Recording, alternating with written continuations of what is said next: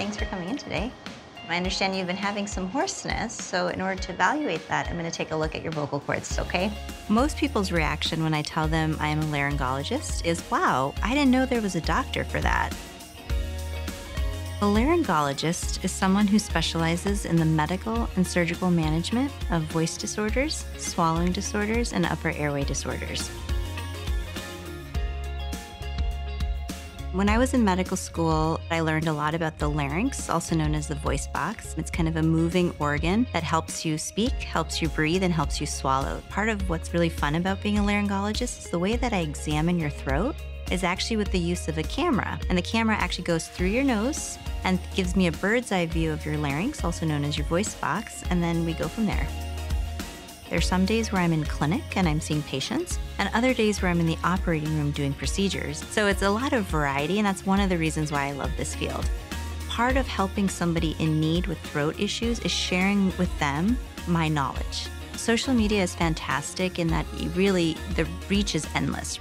One of my videos that went viral was on throat clearing. What I didn't realize was that somebody would watch that who probably never even thought to see an ear, nose, and throat doctor, but here they were getting that same information.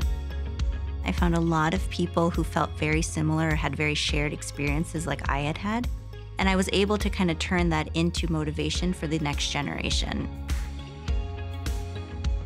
When I was a kid, some of my creative outlets included playing the violin. I definitely played with Lego sets. I actually never followed the instructions. I kind of created my own. I also really was interested in science.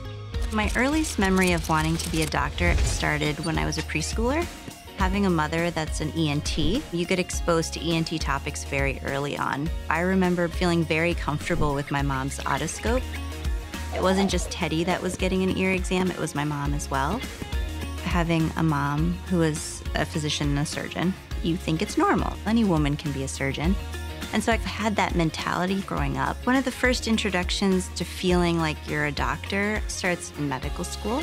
We were on a rotation, and I remember being sent into a room to get a history. And I remember being incredibly nervous, and the patient was in the bed, and I said, "Hi, I'm student Dr. Husain. Do you have a few minutes to chat?" It actually felt really comfortable speaking with a patient. That's what medicine is. It's about learning what is going on with the patient, how did they get to this one point, and then putting all that information together so that you can find a solution. Often you find yourself thinking out of the box, and that's not something you're traditionally taught.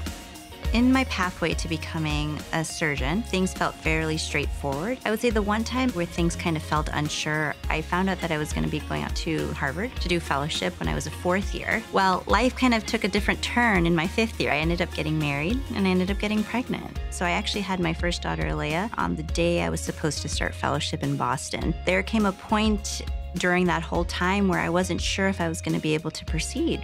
Thankfully, with the support of my family, I was able to figure out that I would be able to follow my dream and complete this pathway to becoming a laryngologist, but I wouldn't have to give up being a mom either.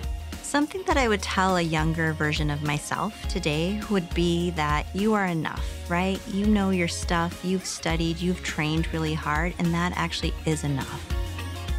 Not academic enough, not surgeon-y enough. Not the right suit. You're enough.